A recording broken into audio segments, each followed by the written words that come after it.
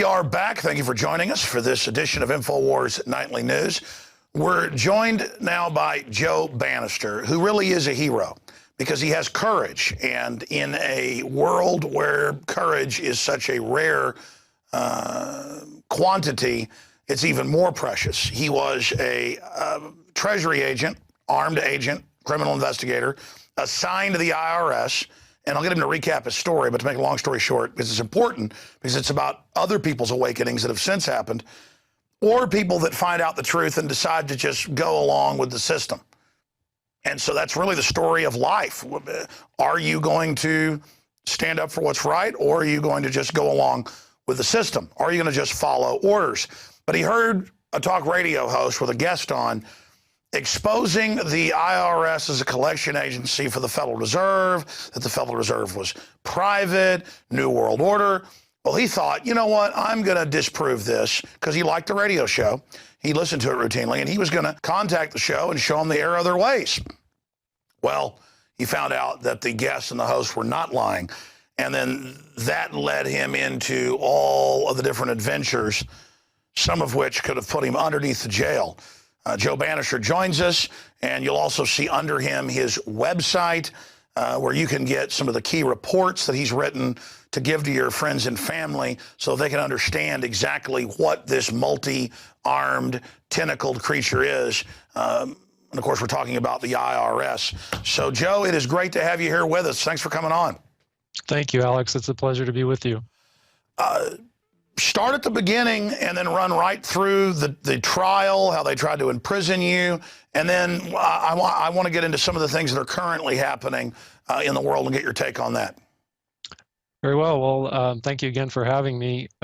Basically, I graduated from college in 1986 from San Jose State University and got an accounting degree and moved into the accounting profession. And after a few years in the accounting profession, I looked at what I was doing and what my boss was doing, and I thought, there's no way that I can do this kind of accounting work for another 30 years. I need something a little more exciting. Yet I didn't want to abandon my skills, financial and tax and accounting skills. So I looked around at my friends and even many family members, and a number of them were in law enforcement, mostly local and state law enforcement. But I had at least one friend who was in federal law enforcement. He actually worked for the IRS Criminal Investigation Division. And he had friends who worked in the FBI. And so through talking with them, of course, I got very excited that they said, oh, the FBI loves to get their hands on CPAs and attorneys to become special agents. And I think they'd really like your qualifications. And so my Bob, who ended up becoming my boss years later at the IRS, put me in touch with these various FBI agents. And so I did pursue an application with the Federal Bureau of Investigation back in the early 90s. And I also, as a backup plan, submitted an application to the IRS Criminal Investigation Division. Now, at that time, of course, my heart was set on the FBI because at least prior to Waco and those kinds of things, the FBI had a reputation. They had TV shows about them, and everybody thought it was really cool to be an FBI agent. But there weren't that many great TV shows or public support for the IRS, so I wasn't that thrilled with the IRS option. So I pursued the FBI full blast and actually qualified to be sent to Quantico, Virginia. But there in the early 90s, there was a hiring freeze at the FBI, which ended up meaning that they couldn't actually hire me and send me to Quantico, Virginia. Well, in the meantime, while I was waiting, the IRS Criminal Investigation Division called me and asked me if I'd be interested in a position at the San Francisco office. I grew up in San Jose, California, about 50 miles to the south of San Francisco. And given that the FBI couldn't hire me and I did want to get into law enforcement, my friend, Bob Guarini, said, hey, go ahead and interview and see what happens. Well, the IRS did, in fact, extend me an offer, and it was November of 1993 when I was sworn in as an IRS special agent. And just for the listeners' information, there are all kinds of, as they're affectionately called, alphabet soup agencies. Well, the IRS is no exception. They have a criminal investigation division component, and it is staffed by about 3,000 special agents or criminal investigators. And those special agents are looked at the same in the federal government as an FBI agent or a Secret Service agent. The designation is GS 1811. So I became a GS 1811 in November of 1993. And that's basically under Treasury, isn't it? It was at that time. Of course, now everything's changing around and everything's becoming under the Department of Homeland Security, but IRS was and still is under the Treasury umbrella. So I was hired in November of 1993, and I expected, of course, my brothers by that time were in local and state law enforcement. At this point, my brothers are a battalion chief in a fire department, a lieutenant in the state patrol, and a police officer in San Jose. So they all got the jobs and intended to spend a full 30-year career there. I only had to spend 20 years to fulfill a full career span in the IRS, and I intended to do so. I got in when I was about 30. And that was my expectation. But about 3 years into my career at the IRS, I was, as you said, you really described it perfectly. I was listening to a talk radio show. The host was a gentleman named Jeff Metcalf, and his guest was DV Kidd. She's still around and beating the drum for us all. And DV Kidd was talking about the income tax, the Federal Reserve, the New World Order. She didn't really get into a lot on the radio, but she got into enough about the income tax that it really got me, because I thought either I'm a terrible investigator because this host and this guest now have fooled me, or there's something to this message. But I really couldn't accept either one of those, because the first one would hurt my ego, that I wasn't a good investigator and people could fool me very easily. And the second one was that the career that I had put my life into, and really the income tax system I had wrapped my entire professional life around, was somehow, there was something wrong with it. I mean, legally wrong and morally wrong. And so I decided to look into these claims that DV Kidd made on the radio that day. And that was in December of 1996, about 3 years into my career. And so I got some booklets that DV Kidd offered. She was only offering them for $1 a piece, so she wasn't making any money off of them, but they're about 40 or 50 pages a piece. One was called Blind Loyalty, and the other was called Why a Bankrupt America. And she spoke about, or wrote about, the Federal Reserve and the income tax and New World Order and all these kinds of things. And what I found interesting about her books is that they were very well, not only very well researched, but they were very well backed up. She would actually list names and addresses, and in some cases telephone numbers, of some of the people that were making these claims about the income tax. And so one day I just thought, you know what, I need to find these things out, and I'm going to call these people directly. And, this wasn't some kind of it wasn't a sanctioned IRS investigation. It was a human being, an American, someone who thought that he was doing the right thing, using his financial skills to protect his country. And then hearing someone say, no, that's not what you're doing for those people. So I really felt, an ethical and moral need to find out what was going on, not to mention a duty. So I did start to call some of these people that were listed in DV Kidd's booklets. And to, just shorten the story a great deal, I spent about 2 years while I went to work every day as an IRS special agent. On evenings and weekends, I would continue to dig and dig and dig and document and research and investigate to determine if these claims that DV Kidd made about the reach and authority of the IRS and the federal income tax laws, if they were true. And my expectation was that if it was not true, that I would, of course, expose her and the host, Jeff Metcalf, as liars. And I really didn't contemplate the other alternative, that they were actually telling the truth, and what I would do about that. But after that 2-year period of evenings and weekends, I came to the conclusion that, at least a preliminary conclusion, that indeed they pointed to a lot of facts and evidence that I couldn't poke holes into. And it was so factual and so strong that I felt a compelling need to, I had a duty to speak up about what I had found. And I knew, of course, I wasn't so blind to think that this couldn't have caused harm to my career and my family and things.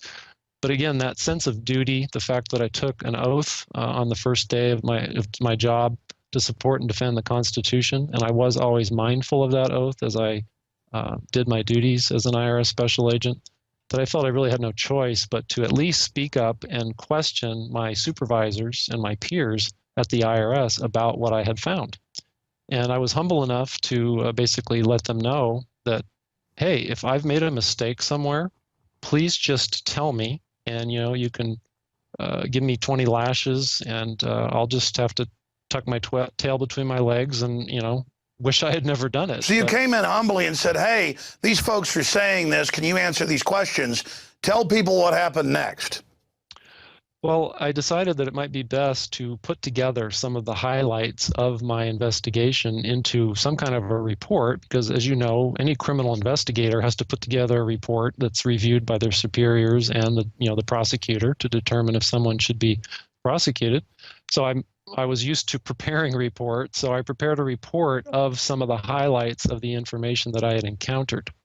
And I produced that report and gave it to my immediate supervisor. If you remember me talking about Bob Guarini, that friend from many years earlier, he ended up becoming my boss at the IRS in the San Jose, California CID office. So I had to give my report to Bob, the very guy who wanted me to get a job as an IRS special agent. And I asked him to forward that report and transmit a letter up the chain of command up to and including the commissioner. Because again, I felt a duty. In fact, the commissioner at the time, Commissioner Rosati, he issued a memorandum to all employees in the IRS telling them that if they ever encountered fraud, waste, or abuse, that they should report it immediately.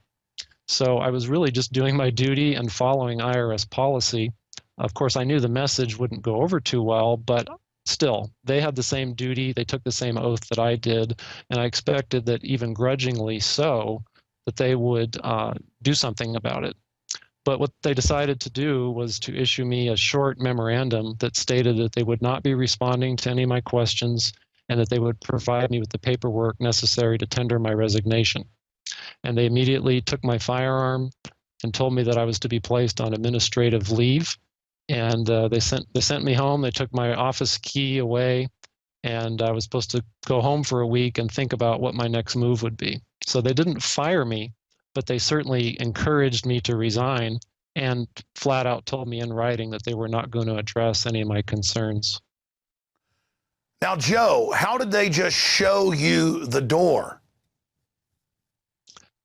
Well, they put together a brief memorandum, and I understood from my chief, they call them special agents in charge now, but he actually told me that my report and my request for review went all the way up to the Assistant Commissioner for Criminal Investigation back in Washington, D.C. The only person higher than that gentleman is the commissioner himself. So that's how high up my request went.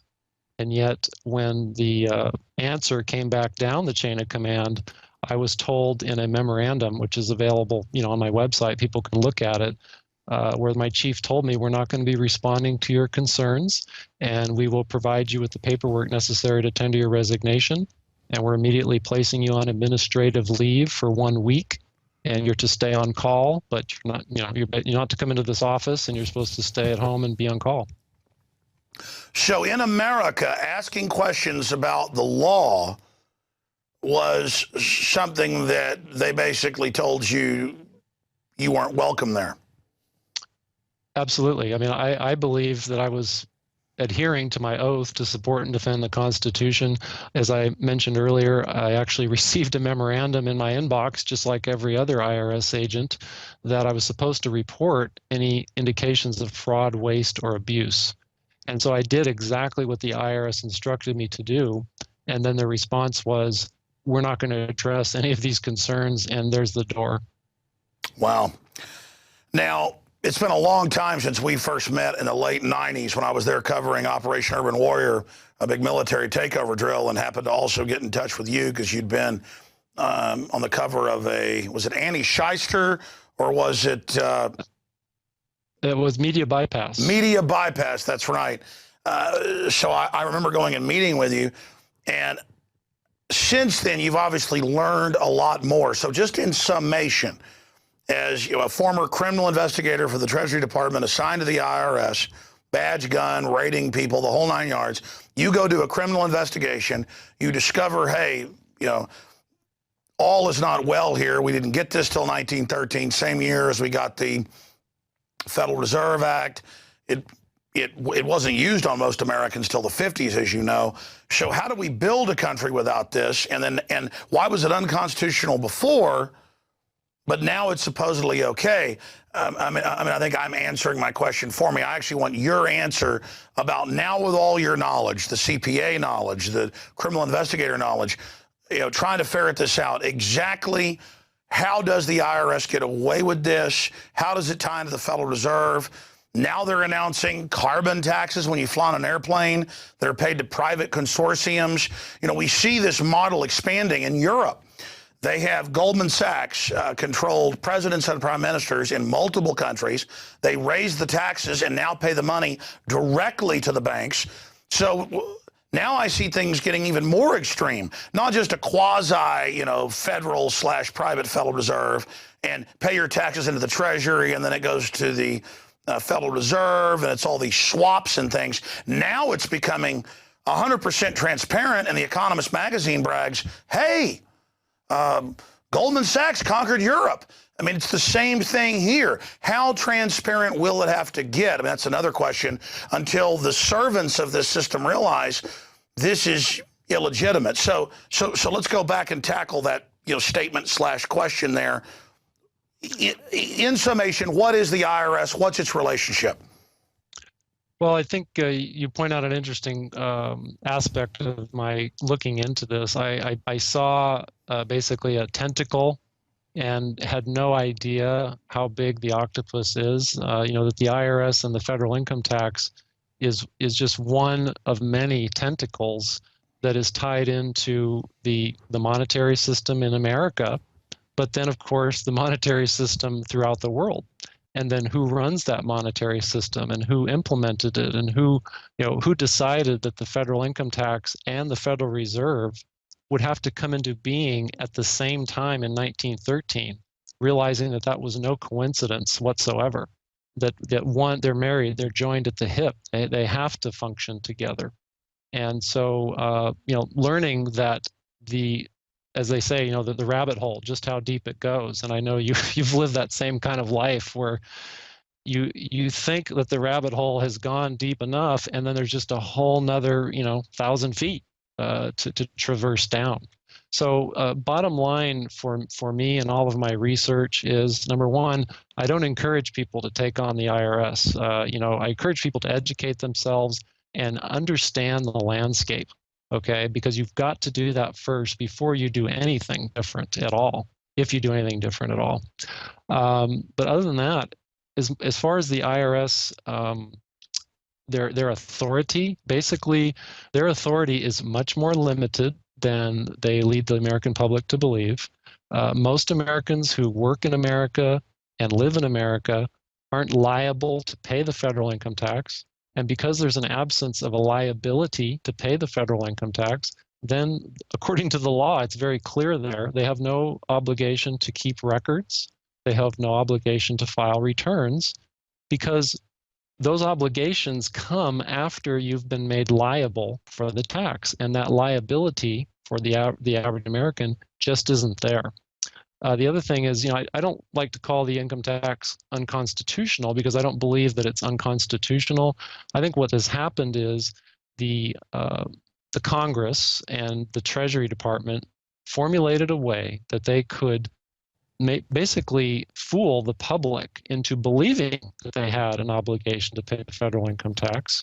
And they used the existing statutes that did apply to certain Americans in certain limited circumstances. For example, if you're an American that works abroad, okay, you work over in Europe for some reason, then there could be tax provisions, income tax provisions that would actually apply to you and force you to pay the federal income tax. Or a person who comes here to work but retains their citizenship outside the United States. That would be another example of a framework and a scenario where someone might have to pay the federal income tax. So there are statutes in there that apply to some people. but through the media and through the government and the Congress, everyone, the judiciary, everyone keeping silent and a wink and a nod, the IRS is able to operate as if everyone is required to pay, and no one holds them accountable, or very, very rarely are they held accountable. So the IRS does what their job is, which is to just, slash and burn and take as much property as they can and get away with as much as they can. And because the American people, largely the time period before the internet, are just unaware of this, that this is even true. And then even if they find out it's true, well, then of course they're called kooks and, knuckle dragging mountain dwellers and militia members and racists. And there's all this little program that's ready for you if the veil is lifted off and you actually understand the truth. So the depth of the conspiracy, shall we say, or the depth of the this mechanism is huge. It's gargantuan. And I would encourage people, try to get an idea of just how big this monster is before you go jousting with it. Well, so many examples of this color of law thing pop into my mind while you were speaking. But all over the United States, there is no law that you've got to take vaccines to attend school, college, any of it. But they announce it's the law, and then they'll trick you. They'll kick you out of school for not taking the shot because of policy, but then they trigger criminally truancy laws because you're out of school, even though it's not applicable. It's the same in all 50 states because they kicked you out. But even if you were able to get to a jury trial, because it's family court and there aren't juries in most cases, still it's so complex that people don't understand it. The police arresting truants, even though they were kicked out by the school for not taking shots, they don't even understand it. And it's that model of where something is a fraud. I always researched, why does the system love these? Well, it's because they know the loopholes and they're exempting themselves. Most of the big corporations and really powerful rich people pay almost no tax. Mitt Romney on record pays almost no tax. His wife almost pays no tax. You've got the Rockefellers and Rothschilds put their money in tax-free foundations and then only spend part of the profit on philanthropic operations that is actually steering society. And the example just goes on and on and on and on and on, where it is a fraud. And they know exactly what they're doing in so many cases. And as you pointed out, though, then it gets to where it's institutionalized. And then that's why I don't recommend people say, you wimp, tell people not to pay it. Listen, I know for a fact my dad overpays the taxes. They've got him as a mark. They've shaken him down 3 times in my life, and I've watched it. I know for a fact, there's not just the whole debate about how the government, and I want you to speak to this, has this fraudulent income tax or this fraudulently applied expanded income tax. What about the way they take stuff without due process? What about the shaking down people? What about in this economy where companies can't stay open and they just keep squeezing and squeezing, or how they're getting rid of the write-offs? I mean, I've seen the reports, even the Wall Street Journal, where they've gotten rid of almost all the investigators for people worth hundreds of millions or billions. And now they have the few investigators that are there, a few thousand, as you mentioned, who are actually busy messing, not even with middle class I've seen now, but they put them on, quote, blue collar groups. So the rich, they've set this up. They're getting the tax money through corporate welfare, and they're sicking the IRS on middle class and poor people. And the IRS isn't even allowed to go after them except for an occasional movie star to create fear. I mean, it's so mafia driven. I know I'm ranting here, but I mean, your take on that. You're absolutely correct. I mean, what is really the most sinister to me is the bullying type nature. I mean, here they want all these anti-bullying laws. I wish they would apply them to the IRS and the EPA and all these federal agencies that are bullying good Americans. And the reason they bully that particular group, middle or lower income people, is because they can't fight back. And you were talking earlier in one of your shows about the shorter gentleman, the shorter police officer who was banging your head against the wall. I mean, who do they think they are? But of course, when they can bully people and they get away with it, well, then they figure, if I can bully one guy, tomorrow I'm going to bully two, and then I'm going to bully five, and then I'm going to bully 20. And it's this track record of being able to lie to people and get away with it that gives them the impetus to continue lying, because it works. And it's up to us, and that's why I'm so grateful for all that you do and all of your crew, is because these lies work because people don't even realize that they're lies. And I think that's the first step, and why you do such a great job in exposing these lies and giving the platform to people like myself who are trying to stay alive and pull the arrows out of our back as we expose the lies in a particular walk of life that we come from. Joe, since you raised that point, and people can learn more at your website that we've been posting underneath you off and on, tell us about your court case and this particular exhibit 04-035AF, because for those that just joined us or don't know, about your whole history, they actually tried to prosecute you. Well, they did prosecute you and tried to put you in prison for engaging in what your college degree is in, CPA work, simply trying to help people with their taxes and using what's in the IRS rules. Well, basically, after I left the IRS in 1999, I reluctantly would help people with their IRS issues, and mainly because the place kind of gave me the willies after I left. I really didn't want a whole lot to do with it. But, carrying a gun and a badge for the IRS, and people think you know everything there is to know about the tax laws. And so I, got up to speed in order to help people.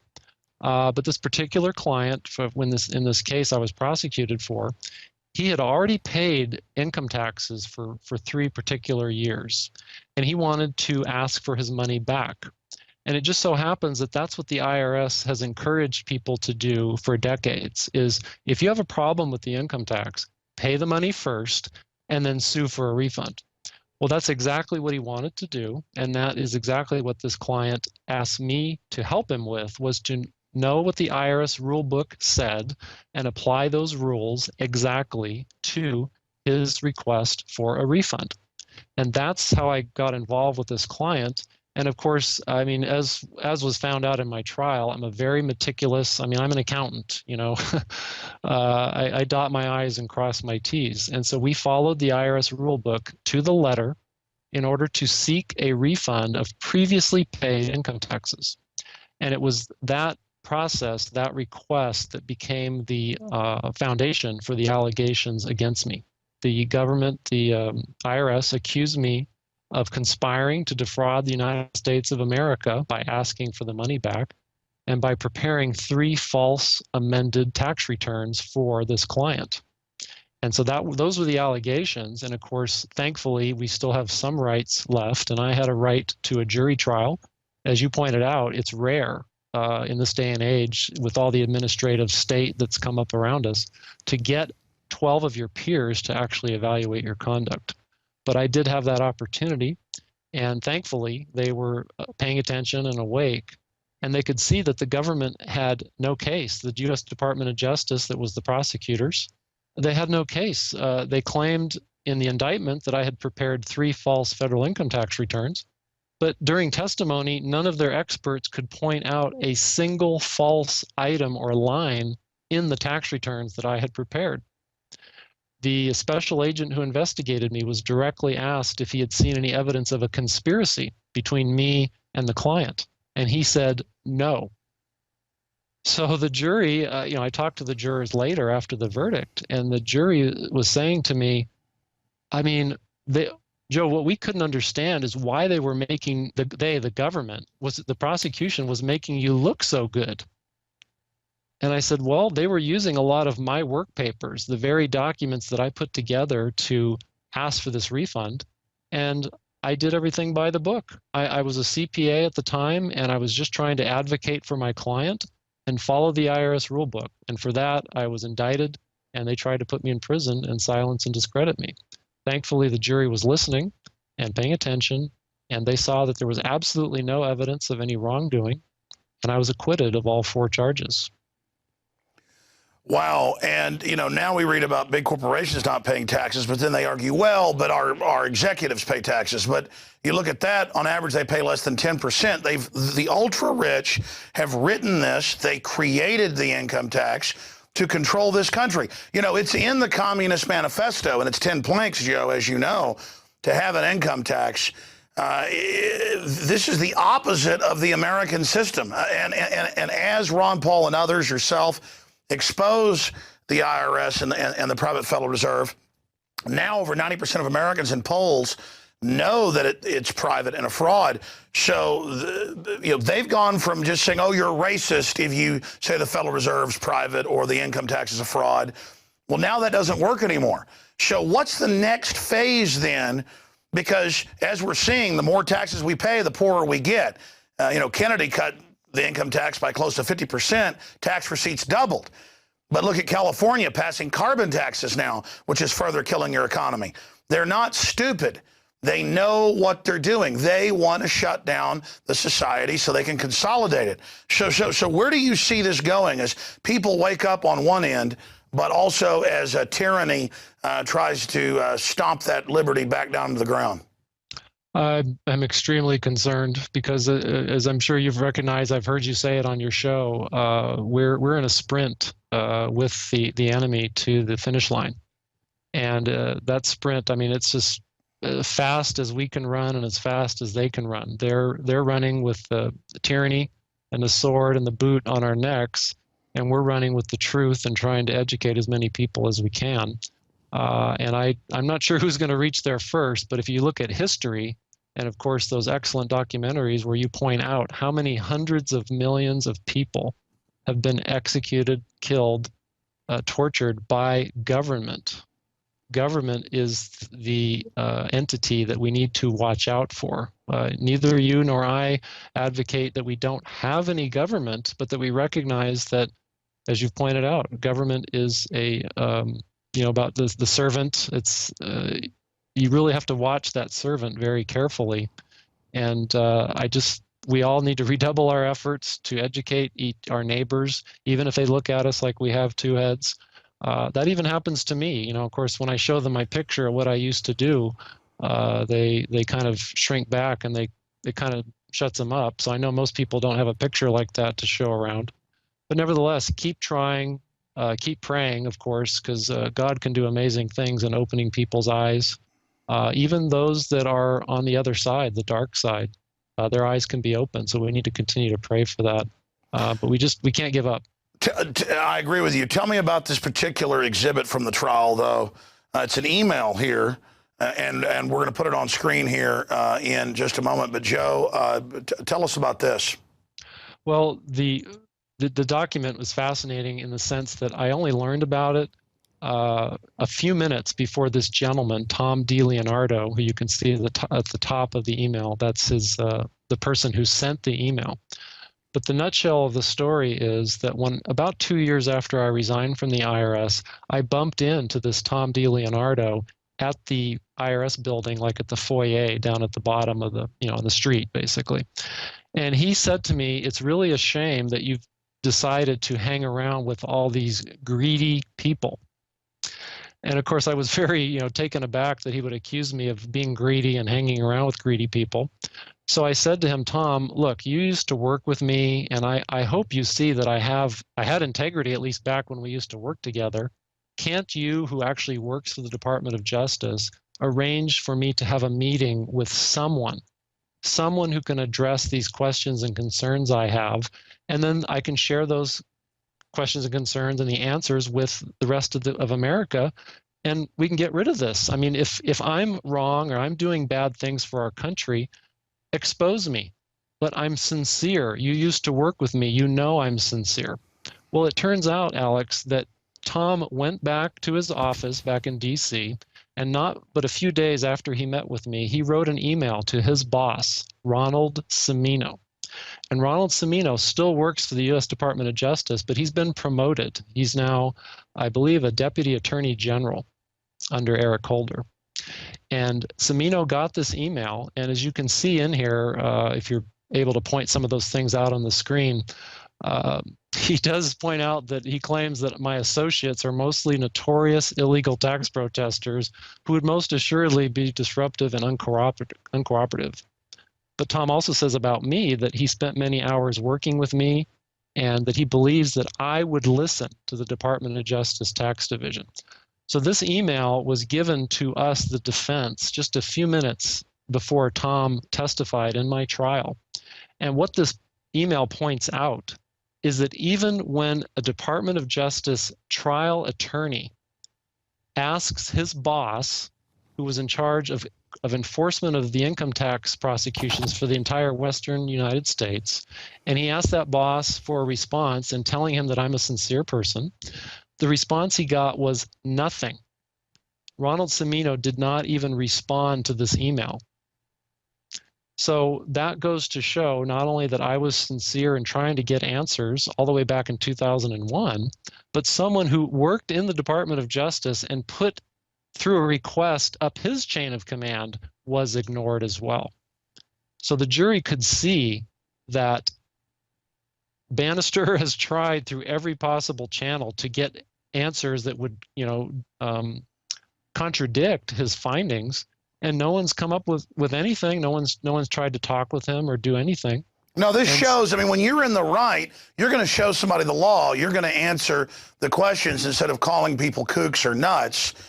Just like they'd call us kooks and nuts for saying the Federal Reserve was private. It doesn't work anymore. So here you are, you see him, and he's like, oh, Joe, you hang out with greedy people because he's, morally mad that you're making him think. And you come back with, hey, why don't you know I'm a real person. We were friends. Why don't you then just have them please answer my question? Maybe you can get some results here. Maybe you can have them show me this, and I'll be happy. And he goes and tries to find out, and he can't. Because it's all a fraud. In fact, here's the ultimate example right here, and I want your take on this, because I've studied this in depth.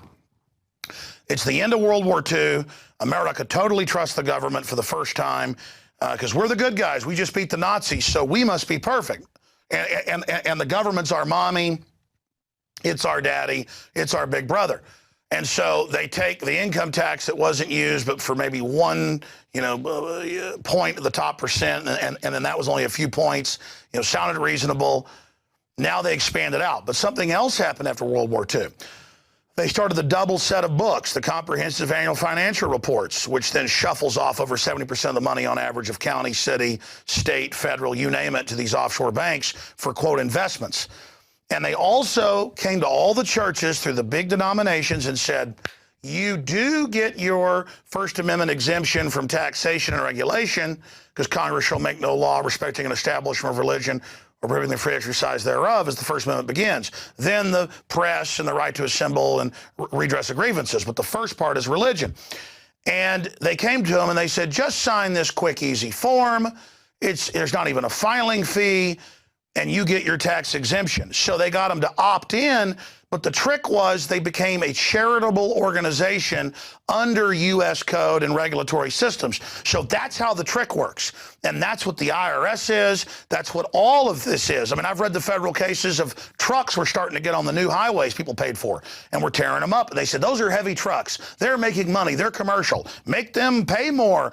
They're using your road. Then they used that, began to tell people, okay, well, it's the end of World War II. Get a little paper ID, not even with your picture on it, just to prove your car's been checked out and that, you're paying for the road, even though your gas taxes are already paying for it. And then now it expands out to everything. This is how they did the IRS. This is how they got the churches into 501c3, now controlling what they politically can do, when before Congress shall make no law respecting the establishment of religion or prohibiting the free exercise thereof. They trick you into saying, I'm applicable as somebody working in Puerto Rico or Guam. I'm applicable as a charity now. I'm no longer a church. I'm a commercial driver. And it's all lawyer fraud. And once you get it, that's all they do, because it's done by color of law. It's not even really unconstitutional because, as you said, it's all fraud. They trick you into the contractual agreement. But now it's been done by custom so long, even if you figure this out, The police, the investigators, they don't know. They were like you before. They really think you're a kook.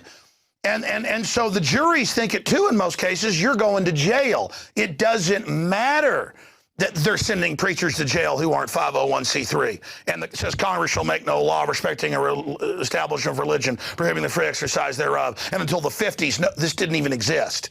It's all this fraud, but the big kicker is that they do it not just because it's fraud and a trick, but because the elite know it, and then you learn they all use the loopholes and are exempt, and they're still living under the Constitution. I mean, it's masterful. It really is masterful. It is, and it's all a coordinated effort, as you've documented over and over again. And that's, of course, what was disappointing to me was I was disappointed enough to see that it was such a scam going on with the federal income tax, but to see that it was just one tentacle of a humongous octopus was disappointing on the one hand, but it also made me rely more on my faith and realize that God knows what's going on, and we need to pray and be on the side of good and expose the evil and make sure we're not having part in it, because it is a huge monster that's out there. But we shouldn't feel intimidated, because together we can do amazing things. And of course, with God's help, His guidance, His inspiration, we can do great things. So I think I have plenty of encouragement. I don't want people to think I'm discouraged. Been through a few harrowing experiences for sure, and I may be through some more in the future. But the bottom line is, as this email points out, when you are an honorable person and you're a good example, the government and these tyrants, they come up short, and their dirty tricks don't always work. Well, that's right. Now, they've really tried to persecute other IRS agents and not so much Treasury people that have been honorable, but they are really scared of people that work for the system, like Saul of Tarsus waking up. I mean, that shows that's an Achilles heel. And a lot of people are like, well, then why should I, if you're a cop or a federal agent, out there watching, why should you then, stand up to this or send us documents or things like that? Because corruption doesn't just stop at one point historically. It always keeps moving. And I try to explain this to people, that corruption can be right here, but then as soon as corruption's allowed, even more corrupt people get in and push the barrier back until pretty soon everything's fair game. And here's an article out of the Daily Mail today. And it's a headline: Mitt Romney's wife had blind trust invested in Goldman Sachs sex trafficking fund. And this is kidnapped women, children, you name it. UN's heavily involved. Anybody doesn't believe us, just search UN sex trade, UN child kidnapping. I mean, it's in the millions over a decade. I mean, it's so huge. They've got cruise ships that have got sex slaves on them, folks, that the Clintons have been connected to. World Net Daily's done reports. And this stuff is so crazy. Like DynCorp here in Austin, caught running child kidnapping rings worldwide, and then they run the private CPS groups here in Texas. And I tell police on the street, and they just laugh at me because it sounds so crazy. Hey, police, you see that building? That's the biggest sex traffickers in the world. And the cops just laugh at me because it's like, yeah, right, buddy. They just don't get it. But here's the Daily Mail. It's also in the Associated Press. And it's not about her blind trust with Goldman Sachs. I'm not even saying Mitt Romney's wife's bad. My point is, this is so mainline. The question shouldn't be, why does she have a blind trust invested in Goldman Sachs sex trafficking fund? Why are there mutual fund investments on sex traffic, not just women who are above 18, and that's all enslavement anyways with drugs and the rest of it, but 15-year-old girls and younger. I mean, it's so mainline. I've seen the congressional hearings where Congresswoman McKinney brings up, hey, DynCorp's trafficking little girls and boys. Here's the documents. And Rumsfeld says, well, we put them in a penalty box and didn't give them any contracts in Bosnia and Herzegovina for a year as their punishment. And then she goes, no, you didn't. He goes, oh, let Dr. Chu, the head of the Pentagon budget at the time, and Chu's like, well, we're just allowed to do that. And then they go after her and get her. I mean, it's just like, I'm living in the twilight zone here. Again, why is it that Mitt Romney's wife's invested in this? The question is, why does Goldman Sachs have a slave sex trafficking fund? I mean, look, I've got another one right here for people. This is why I'm freaking out. Bloomberg, banks financing Mexico gangs admitted in Wells Fargo deal. In a 2-year period, $378.4 billion in drug money. I mean, and they paid a 1.3% fine on this. I mean, this is what I'm saying. If we know this, Joe, what else is going on? How much further is it going to go? This is like ridiculous. This is what makes third world countries collapse, is that people just let corruption run rampant, and finally, everything just collapses. The reason America's had all this prosperity is we weren't perfect, but we had the most liberty and were the most upstanding people when it came to business, and we didn't put up with out-of-control corruption. That's why we have this country. And people don't get this. As we lose our liberty and our morals, all the prosperity goes out the window.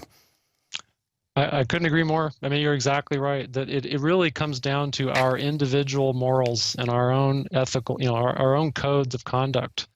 And if we're going to, because we want a higher dividend payment, invest in companies that'll get you a higher dividend, but they're doing immoral things, then we're complicit in that. And we need to be watchful to make sure that we're not investing in those things.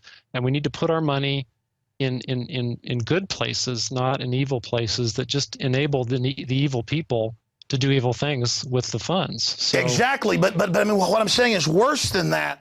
I agree that she should know what's going on, but, she's saying a blind trust. The point is, how do they have funds for narcotics money and funds for kidnapped women? I mean, well, as you've pointed out so many times to the listeners, with the quadrillion, what's it up to now? Yeah, it's over 1,000. It's over 1,000 trillion. Talk about hush money and bribe money. I mean, they've got all they need to build their bunkers, to bribe anyone and everyone to forward the agenda. So really, all we can do is expose these things and be good examples ourselves. I remember being told as a kid that the pagans would look at the Christians and at least note how they loved one another. They actually cared about one another, and pagans who had no interest in Jesus Christ recognized that they loved one another. So it's not old school. We should still be doing that, and we should still be watching out for our neighbor. And we'll survive longer if we keep an eye on our neighbor than just only on ourselves and our own pocketbook. Exactly. It's all coming to a head. And I know people out there watching. I don't claim to have all the answers. I don't even feel like I do a very good job in the final equation, but I'm doing the best I can. And I'm asking other people out there who have skills, different gifts. You've got to fight this. I mean, this is getting really bad, really fast. And if you can't feel in your gut, and not just intellectually, the danger that our society's in, if you don't know where societies go with democide and wars, you think things are bad now, folks. They're about to get a lot worse. But we have a real fighting chance with good people out there like Joe Banister that are taking action and speaking up. And we've woken people up to a great extent. Now is the time to put that into action. Joe, it's been really great having you here with us, commercial-free on InfoWars Nightly News. In 2 minutes, closing comments or points you'd like to make. Well, again, just to thank you for having me on the show, Alex. I'm a big fan. I watch very frequently, keep up on how big the octopus really is. And I can't thank you enough for all that you do in that department. You really help to enlighten me, my family. I think you're doing a great job, and just stay humble like you already are, and you'll do fine. And I would just encourage all of us in America and those that are watching around the world to be a good example. Don't give up. Don't be discouraged. That's the evil one wants you to be discouraged. There's plenty to be happy about, or at least feel that you have blessings. And we just need to keep on pounding away at the evil. And if it comes back, that's okay. Just keep pounding away and keep shrinking it, because otherwise it will just envelop all of us. And I think you just hit a key here to interrupt you, because it's absolutely true. People say, yeah, we beat them on this land grab twice, but they just came back. That's the whole point. It's an eternal struggle between the forces of corruption, the forces of good. This isn't, raising kids, having families. I always tell my wife, I say, success is just surviving and being good people. Success is trying to be a good person. It doesn't even mean we're perfect. The devil will get you down, and, oh, look, you did this bad thing. Oh, look, you did that. At least we have a conscience. Who we've really got to feel sorry for is people who don't even have one.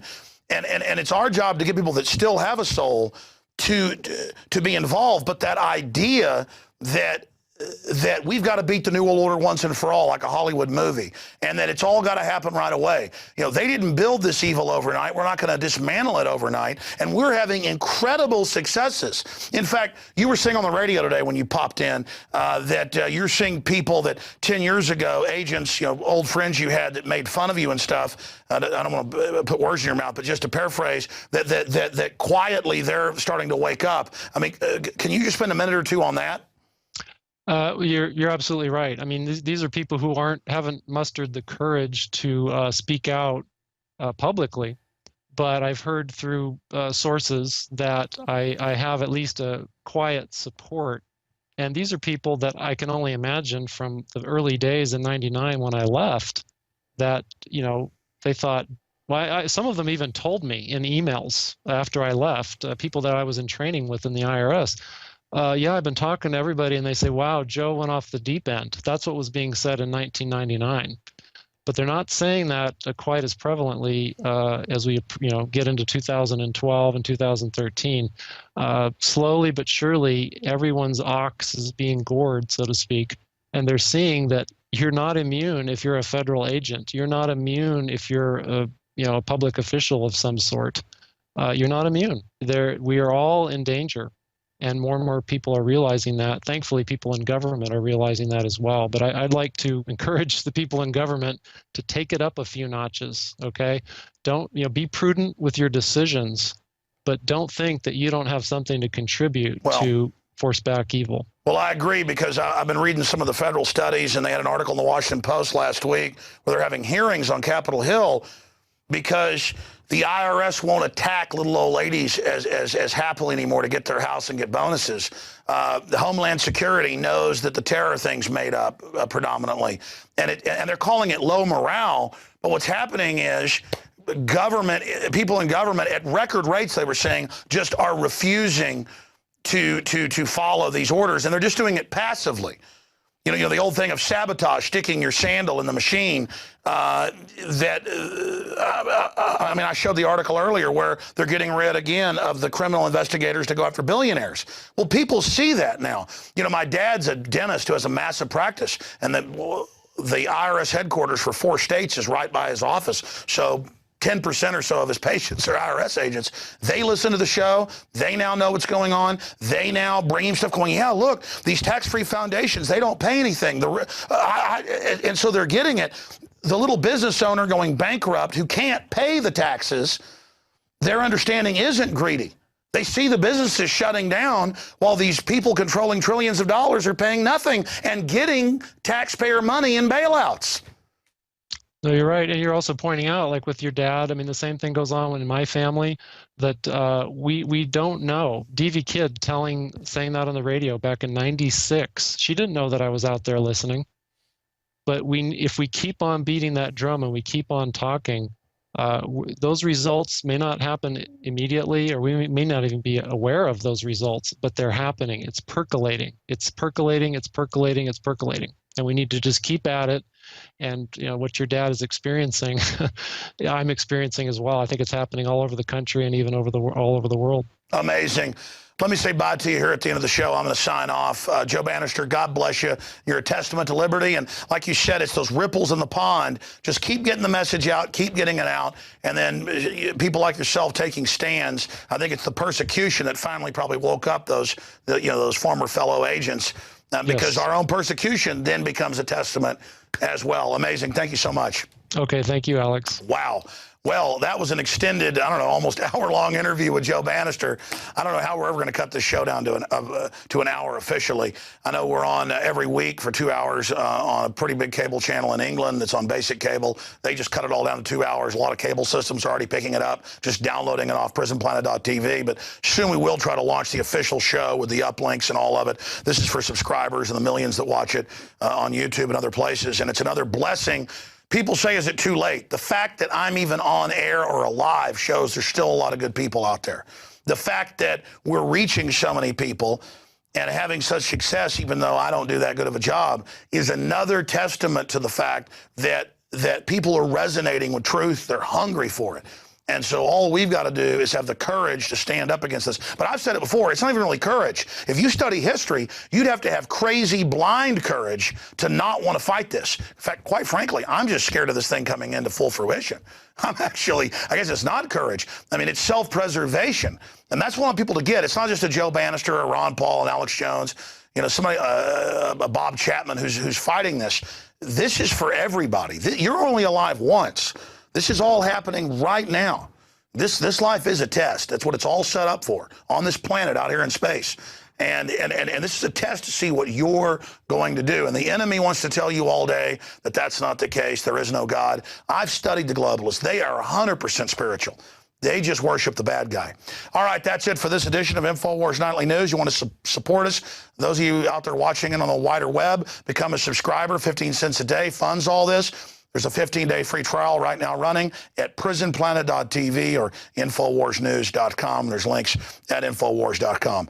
But make no mistake, history is happening right now. We've entered that crossroads, that jump point. Our future destiny is being decided right now. So get involved in the fight. Don't wish later that you hadn't, because we can control our destiny when we take action with God's help. See you back tomorrow night.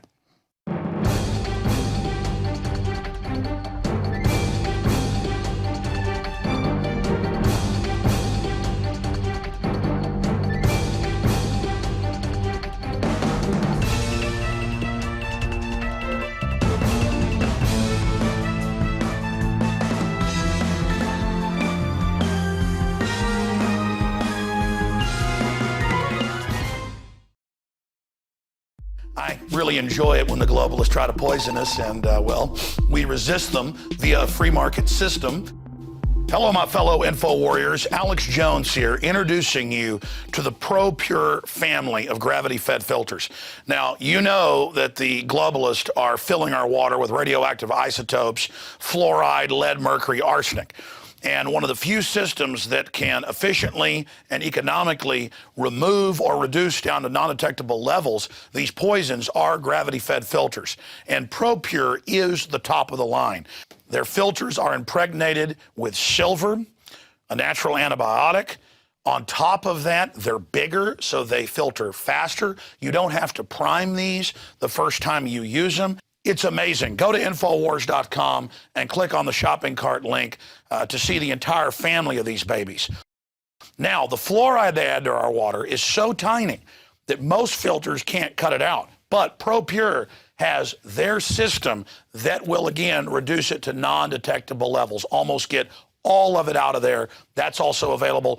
And if you look at the different systems they offer, the ProPure Big Brush Finish is on a stand, so it's easier on a table or at your restaurant or wherever you have it to go up with a glass or a mug and fill it up. Then there's this big baby right here, the ProPure King large version. Got a lot of different options that come with it. Also, they have the ProPure Big, probably one of the best values out there. And of course, it's burnished stainless steel. And then what I use on my RV, something that's great for your hunting cabin or the back porch, is the ProPure Traveler. Small and portable, but packs a huge punch, cleans out all that garbage. They also have the glass sight spigot, so you don't have to take the top off and look in the bottom area to see how much water. You can see how fast it's filtering with this optional system. The globalists obviously are hitting us through our water. It's time to take control of our lives. It's time to not give our children and families these poisons, and these systems cut it down to non-detectable levels across the board. ProPure is the name. I only promote what I believe in. And I use ProPure in my home and my office. And I recommend that you check out the information on ProPure at Infowars.com. We already have the lowest price at Infowars.com on the ProPure gravity filter system. But when you add in the 10% off when InfoWarriors use the product code WATER at Infowars.com, nobody can top it. So again, it's a win-win-win. Stop drinking the poison water. Checkmate the globalists when it comes to your health, and support Infowars.com and the work we're doing here. You know, many revolutionaries rob banks and things and kidnap people for funds. We promote in the free market the products we use that are about preparedness. That's how we fund this revolution against the New World Order in our move to restore our constitutional republic and a spirit of 1776 worldwide. Check it out at Infowars.com. ProPure, top of the line, #1, most powerful and effective and economical gravity-fed water system in the world. ProPure, available, discounted at Infowars.com. Don't forget product code WATER to save 10%. It's the latest generation, years in development. ProPure is the name.